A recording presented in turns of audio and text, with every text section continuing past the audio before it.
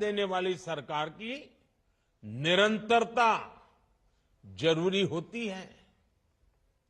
जब जब इसमें रुकावट आती है तो महाराष्ट्र को बड़ा नुकसान उठाना पड़ता है।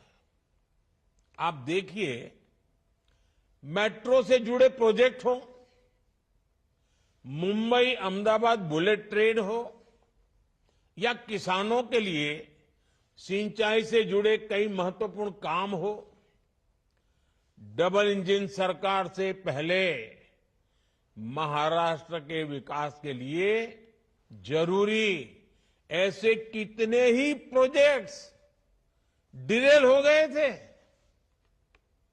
इसी का एक और उदाहरण है बिडकिन इंडस्ट्रियल एरिया। हमारी सरकार के समय मेरे मित्र देवेंद्र जी ने ऑरिक सिटी की संकल्पना रखी थी। उन्होंने दिल्ली मुंबई इंडस्ट्रियल कॉरिडोर पर शिंद्रा बिडकिन इंडस्ट्रियल एरिया की नींव रखी थी। National industrial corridor development programme के तहत इस पर काम होना था, लेकिन बीच में ये काम भी ठप हो गया था। अब शिंदे जी के नेतृत्व में डबल इंजन सरकार ने उन अड़चनों को भी हटाने का काम किया है। आज यहां बिडकिन इंडस्ट्रियल नोड को भी राष्ट्र को समर्पित किया गया है। छत्रपति संभाजी नगर में लगभग 8,000 एकड़ में बिडकिन इंडस्ट्रियल एरिया का विस्तार होगा। कई बड़े बड़े उद्योगों के लिए यहां जमीन अलॉट हो गई है। इससे यहां हजारों करोड़ का निवेश आएगा। इससे हजारों युवाओं को रोजगार मिलेगा। निवेश से नौकरी पैदा करने का ये मंत्र आज महाराष्ट्र में युवाओं की बड़ी ताकत बन रहा है। विकसित भारत के शिखर पर पहुंचने के लिए हमें कई पड़ाव पार करने हैं। भारत आधुनिक हो,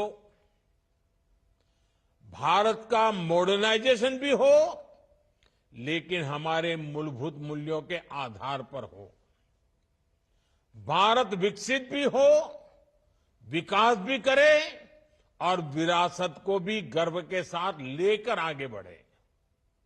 भारत का इंफ्रास्ट्रक्चर आधुनिक हो और ये भारत की आवश्यकताओं और भारत की प्राथमिकताओं के आधार पर हो।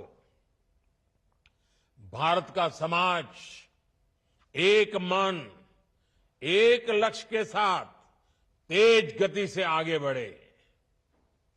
इन सारी बातों को ध्यान में रखकर हमें आगे चलना ही है। महाराष्ट्र के लिए भी जितना जरूरी फ्यूचर रेडी इंफ्रास्ट्रक्चर है, उतना ही जरूरी है कि विकास का लाभ हर वर्ग तक पहुंचे। ये तब होगा जब देश के विकास में हर वर्ग, हर समाज की भागीदारी होगी। ये तब होगा जब विकसित भारत के संकल्प को नेतृत्व देश की महिलाएं करेगी। समाज में बदलाव की जिम्मेदारी जब महिलाएं उठाती हैं तो क्या कुछ हो सकता है। महाराष्ट्र की धरती तो इसकी साक्षी रही है। इस धरती ने और इस धरती से सावित्रीबाई फुले ने महिलाओं की शिक्षा के लिए इतना बड़ा आंदोलन शुरू किया था। यहां बहन बेटियों के लिए पहला स्कूल खोला गया था। इसकी स्मृति को, इस विरासत को संजो कर रखना जरूरी है। आज मैंने देश के उसी प्रथम गर्ल्स स्कूल में सावित्रीबाई फुले मेमोरियल की आधारशिला रखी है। मुझे खुशी है कि इस मेमोरियल में एक स्किल डेवलपमेंट सेंटर, लाइब्रेरी और दूसरी जरूरी सुविधाओं का निर्माण भी किया जा रहा है। ये मेमोरियल सामाजिक चेतना के उस जन आंदोलन की स्मृतियों को जीवंत करेगा। ये मेमोरियल हमारे समाज को, हमारी नई पीढ़ी को प्रेरणा देगा।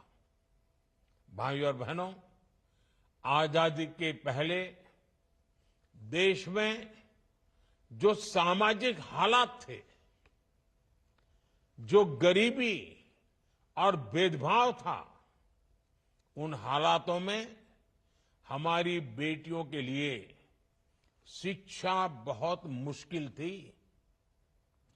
सावित्रीबाई फुले जैसी विभूतियों ने बेटियों के बंद शिक्षा के दरवाजों को खोला, लेकिन आजादी के बाद भी देश उस पुरानी मानसिकता से पूरी तरह मुक्त नहीं हुआ। कितने ही क्षेत्रों में पिछली सरकारों ने महिलाओं की एंट्री बंद करके रखी थी। स्कूलों में शौचालय जैसी मूलभूत सुविधाओं का अभाव था। इसके कारण स्कूल होने के बावजूद भी स्कूलों के दरवाजे बेटियों के लिए बंद थे। जैसे ही बच्चियां थोड़ी बड़ी होती थी, उन्हें स्कूल छोड़ना पड़ता था। सैनिक स्कूलों में तो बेटियों के एडमिशन पर रोक थी। सेना में ज्यादातर कार्यक्षेत्रों में महिलाओं की नियुक्ति पर रोक थी। इसी तरह कितनी ही महिलाओं को प्रेगनेंसी के दौरान नौकरी छोड़नी पड़ती थी। हमने पुरानी सरकारों की उन पुरानी मानसिकताओं को बदला, पुरानी व्यवस्थाओं को बदला। हमने स्वच्छ भारत अभियान चलाया। उसका सबसे बड़ा फायदा देश की बेटियों को, हमारी माताओं बहनों को हुआ। उन्हें खुले में शौच से छुटकारा मिला। स्कूलों में बनाए गए शौचालयों के कारण और बेटियों के लिए अलग शौचालयों के कारण बेटियों का ड्रॉप आउट रेट कम हुआ। हमने आर्मी स्कूल के साथ साथ सेना में तमाम पदों को महिलाओं के लिए खोल दिया। हमने महिला सुरक्षा पर कड़े कानून बनाए और इस सब के साथ देश ने नारी शक्ति वंदन अधिनियम के जरिए लोकतंत्र में महिलाओं के नेतृत्व की गारंटी भी दी है। साथियों, हमारी बेटियों के लिए जब हर क्षेत्र के दरवाजे खुले, तभी हमारे देश के विकास के असली दरवाजे खुल पाए। मुझे विश्वास है सावित्रीबाई फुले मेमोरियल हमारे इन संकल्पों को, महिला सशक्तिकरण के हमारे इस अभियान को और ऊर्जा देगा। साथियों, मुझे भरोसा है महाराष्ट्र की प्रेरणाएं, महाराष्ट्र की ये धरती हमेशा की तरह देश का मार्गदर्शन करती रहेगी। हम सब मिलकर विकसित महाराष्ट्र, विकसित भारत का ये लक्ष्य पूरा करेंगे। इसी विश्वास के साथ आप सभी को एक बार फिर इन महत्वपूर्ण परियोजनाओं के लिए हार्दिक बधाई देता हूं। आप सबका बहुत बहुत धन्यवाद करता हूं।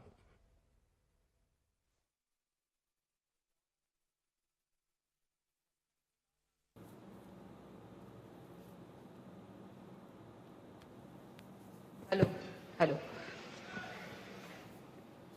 माननीय प्रधानमंत्री जी से अनुरोध है कि वे हरी झंडी दिखाकर स्वारगेट से जिला कोर्ट तक की मेट्रो का शुभारंभ करें।